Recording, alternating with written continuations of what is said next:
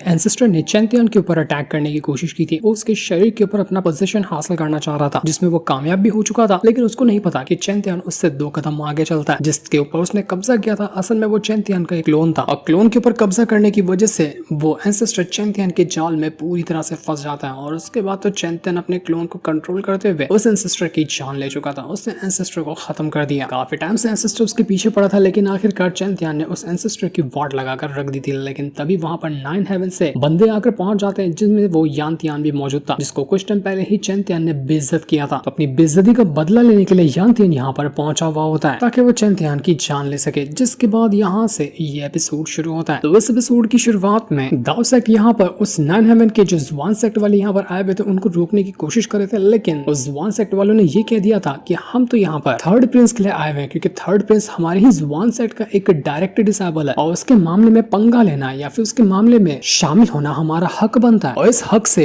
दाओ सेक्ट हमें यहाँ पर नहीं रोक सकता चैंतियन की जान लेने से। लेकिन दाओ सेक्ट के जितने भी मास्टर वगैरह थे, वो उस जुबान सेक्ट के एल्डर से कहने लग जाते हैं कि अगर तुम दाओ सेक्ट के अंदर आने के बाद हमारे किसी बंदे को पकड़ने की कोशिश करोगे, तो ऐसा हम थोड़ी ना चुपचाप बैठने वाले हैं। अगर तुम ये करना चाहते हो तो उससे पहले तुम्हें हमसे होकर गुजरना पड़ेगा। चैंतियन को प्रोटेक्ट करने के लिए हम यहाँ पर खड़े हैं। तो जुबान सेक्ट का मास्टर कहता है कि तुम चैंतियन को आखिर किस नीयत से प्रोटेक्ट कर रहे हो, क्योंकि वो तो तुम्हारा डिसेबल है भी नहीं, उसने तुम्हारे सेक्ट को अभी तक ज्वाइन भी नहीं किया, लेकिन फिर भी तुम यहाँ पर अपना सब कुछ लगा रहे हो उसको प्रोटेक्ट करने के लिए। क्या खास बात है उसके अंदर? लेकिन दाओ सेक्ट वाले कहते हैं कि हम तो अपने फायदे के लिए ये काम कर रहे हैं। एक बार फिर से वो दाओ सेक्ट का जो एल्डर होता है, वो उसी फ्रूट को बाहर निकालता है और चैंतियन को देते हुए कहता है कि चैंतियन, मुझे पता है पिछला वाला फ्रूट तूने नहीं खाया था, एक बार फिर से तुझे मौका दिया जा रहा है, ये फ्रूट खा और हमारे दाओ सेक्ट के सामने अपने आप को सरेंडर कर दे और हमारा दाओ सेक्ट शामिल कर ले। मैं गारंटी देता हूँ कि यहाँ पर ये जुबान सेक्ट तेरा एक बाल तक बांका नहीं कर पाएगा। पूरा दाओ सेक्ट तेरी प्रोटेक्शन के लिए यहाँ पर खड़ा रहेगा। बस तुझे हमारे सेक्ट को ज्वाइन करना है और हमारा लिए काम करना है। इतना अच्छा ऑफर तू हाथ से कैसे जाने दे सकता है? तो चैंतियन कहता है कि देखो, आपने ऑफर दिया, मुझे ये पसंद आया, लेकिन जो मेरे मैटर है उसको मैं खुद से ही सॉल्व करना पसंद करता हूँ। वो उस फ्रूट को भी डिस्ट्रॉय कर चुका था कि मुझे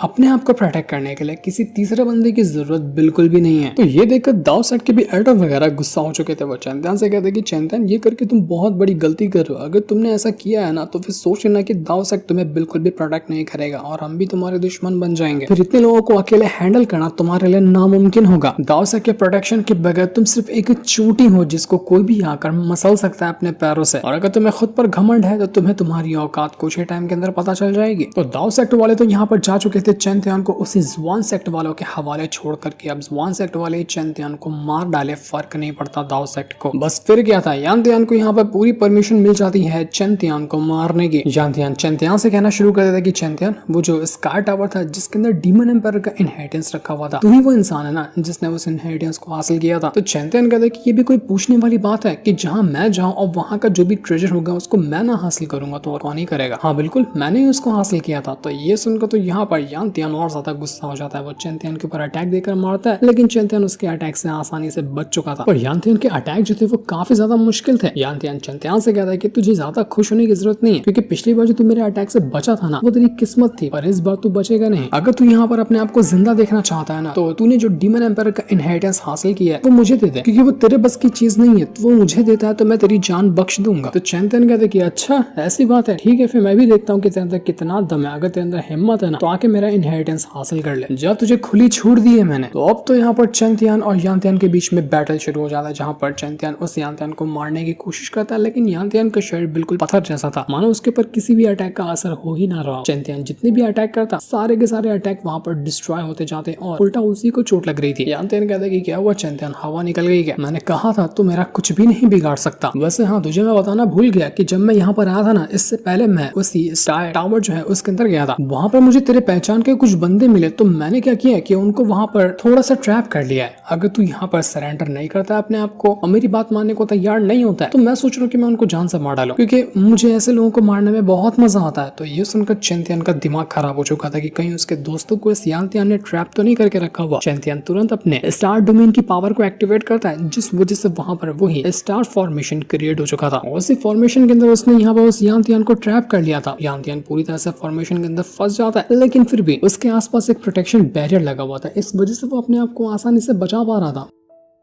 वो कहने लग जाता है कि ये पावर काफी ज्यादा कमाल की लग रही है, लेकिन तुझ पर बिल्कुल भी सूट नहीं कर रही, इस वजह से ये पावर तो मुझे चाहिए। जाने कितनी पावर का इनहेरिटेंस तूने अपने पास जमा करके रखा है, तेरा सारा का सारा इनहेरिटेंस मैं ले लूंगा, क्योंकि ये वाली पावर भी बहुत ज्यादा कमाल की है। इसकी मदद से मैं किसी भी चीज को कंट्रोल कर सकता हूँ, क्योंकि तुझ जैसे इंसान के हाथों में इतनी कमाल की पावर का होना बिल्कुल इसे वेस्ट कहलाता है। तेरी कोई औकात नहीं कि तू इस पावर का यूज करे। मुझ जैसे स्ट्रॉन्ग बंदे के हाथ में इस तरह की पावर होनी चाहिए, और मैं दिखाता हूँ कि मैं इस पावर को कैसे छीन सका। और इतना कहते ही जैसे वो एक बहुत ही खतरनाक अटैक चैंपियन के ऊपर देकर क्या मारता है कि चैंपियन ने जो अपने स्टार डोमेन की पावर को यूज किया था ना, वो डोमेन की पावर वहां पर डिस्ट्रॉय हो जाती है। चैंपियन यकीन नहीं कर पाता कि नहीं यार, इसने मेरे अटैक को कैसे डिस्ट्रॉय कर दिया, आखिर ये किस तरह की पावर को यूज कर रहा है जिस वजह से मेरे डोमेन की पावर डिस्ट्रॉय हो गई। तो स्वॉर्ड एम्पायर चैंपियन से कहना शुरू कर देता है कि ये जो यांतियन है ना, ये नॉर्मल बंदा तो नहीं लग रहा है, इसके पास एक बहुत ही कमाल की फॉरबिडन बॉडी है, और उसी बॉडी के ऊपर तुम जितना भी पावरफुल अटैक करने की कोशिश करोगे ना, ये उसी अटैक का दुगना अटैक तुम्हारे ऊपर रिटर्न कर सकता है। बिल्कुल एक कांच की तरह जो रिफ्लेक्ट होता है ना, वैसे ही तुम्हारा अटैक तुम्हारे पर रिफ्लेक्ट हो जाएगा। इस तरह की मिस्टीरियस बॉडी इस यांतियन के पास है, लेकिन ये इसके पास आई कैसे, ये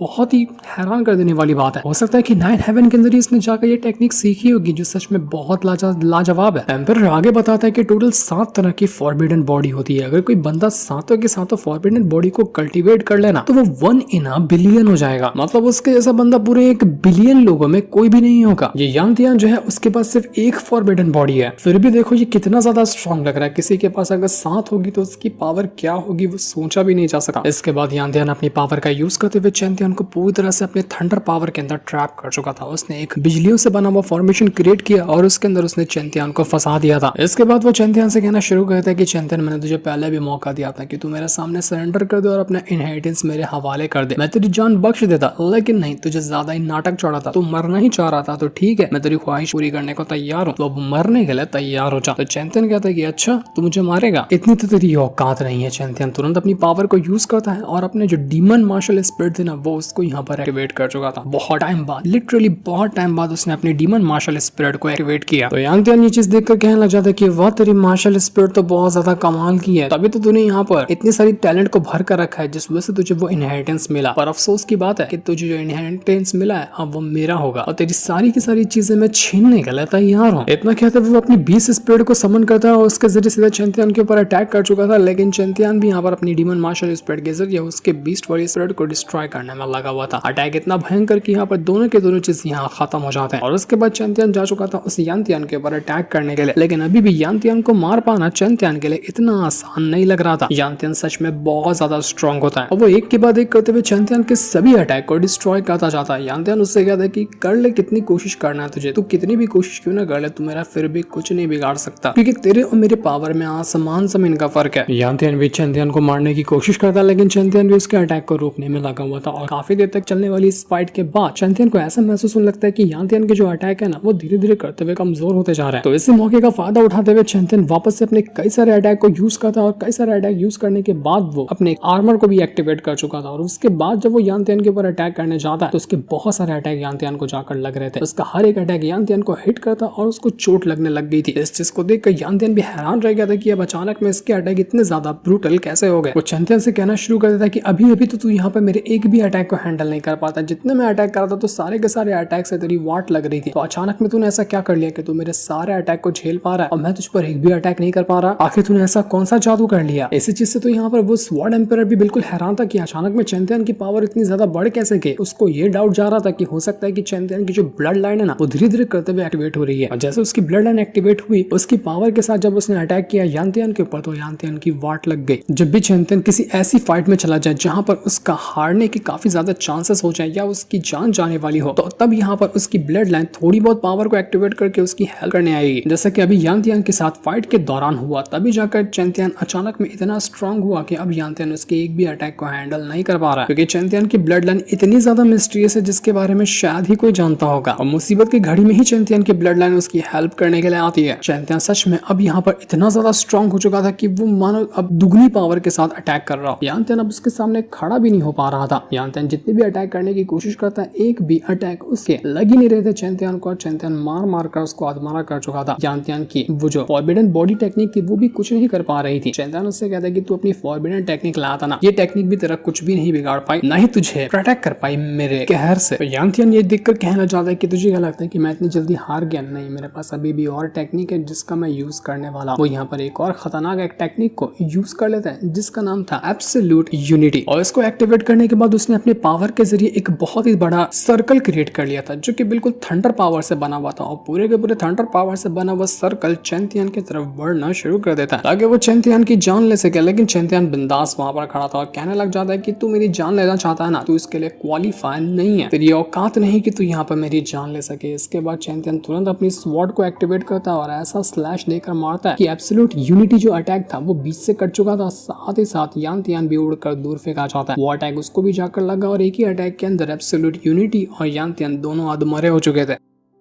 चेंतियन यहाँ पर भी नहीं रुकता, उस यांतियन ने बहुत उसको परेशान करने की कोशिश की थी और उसकी जान लेने के लिए आया था ना, तो अब यहाँ पर चेंतियन भी उसकी जान लेने को तैयार था। वो अपनी स्वॉर्ड उठाता है और सीधा आर पार कर देता है उस यांतियन के, जिस वजह से लग रहा था कि यांतियन की जान जा चुकी है। उसने सबके सामने उस यांतियन के अंदर स्वॉर्ड घुसाकर उसकी जान ले ली। सारे के सारे लोग चेंतियन की ये पावर देखकर बिल्कुल हैरान रह चुके थे। वो जो दाव सेट के लोग थे वो लोग तो यहाँ पर और ज्यादा हैरान रह चुके थे। वो कहते हैं कि तभी तो यहाँ पर ये इतना ज्यादा स्ट्रॉन्ग बंदा है जिसको हमारे दाव सेट वाले अपने साथ शामिल करना चाहते हैं, लेकिन ये हमारी बात मानने को तैयार ही नहीं है तो बहुत ज्यादा स्ट्रॉन्ग, लेकिन जिद्दी भी उतना ही ज्यादा है। जो अपने मन में आता है ना बस वही करता है, बाकी इसको किसी चीज से मतलब नहीं। और अगर ऐसे ही ये आगे चलकर स्ट्रॉन्ग बनता रहा ना तो ये हमारे लिए और हम सब के लिए खतरा बन सकता है, क्योंकि ये सब चीज को खत्म करके हर चीज पे अपना राज कर लेगा। जुआन सेट का जो मास्टर था वो यहाँ पर बहुत ज्यादा गुस्सा हो चुका था। वो चेंतियन से कहता है कि चेंतियन तेरी हिम्मत कैसे हुई जो तूने मेरे यांतियन यानी कि मेरे जुआन सेट के डिसाइपल को मारा है। चेंतियन कहता है कि मैंने इसको मारकर कोई गलत काम थोड़ी ना किया, ये यहाँ पर आया था मेरा इनहेरिटेंस छीनने के लिए, और जिसने मेरा इनहेरिटेंस छीनने की कोशिश की है मैंने सिर्फ उसको मारा है। गलती इसी की थी, यही अपनी मौत मांग रहा था तो मैंने इसकी ख्वाहिश पूरी कर दी। अगर तुझे यहाँ पर दिक्कत लग रही थी तो खुद भी यहाँ पर आकर आजमा सकता है, मैं तुझसे भी लड़ने के लिए तैयार हूँ। पर तभी यहाँ पर वहाँ बहुत ज्यादा और एक्टिवेट होने लगता है, और जब चेंतियन देखता है तो उसको पता चलता है कि ये जो यांतियन है ना एक बार फिर से खड़ा हो चुका है। ऐसा लग रहा था कि यहाँ पर उसकी तो जान नहीं बची, लेकिन उसकी जो मार्शल सोल थी ना अब उसके शरीर से बाहर निकल कर आई है, और उसकी मार्शल सोल काफी ज्यादा गुस्से में। वो इसलिए गुस्से में होगी कि आखिर चेंतियन ने उसके ऊपर अटैक करने की कोशिश कैसे की। चेंतियन भी देखकर हैरान रह चुका था कि मानना पड़ेगा ये बंदा तो मर गया, लेकिन इसकी मार्शल सोल है तो बहुत कमाल की, जो अभी तक की यहाँ पर जिंदा है। पर कोई बात नहीं, इसको भी खत्म करने का मजा कुछ और ही होगा। लगता है कि चेंतियन अब उस मार्शल सोल को भी नहीं छोड़ने वाला है। जिस सीन को दिखाते साथ ही ये वाला एपिसोड यहीं पर एंड हो जाता है। थैंक्स।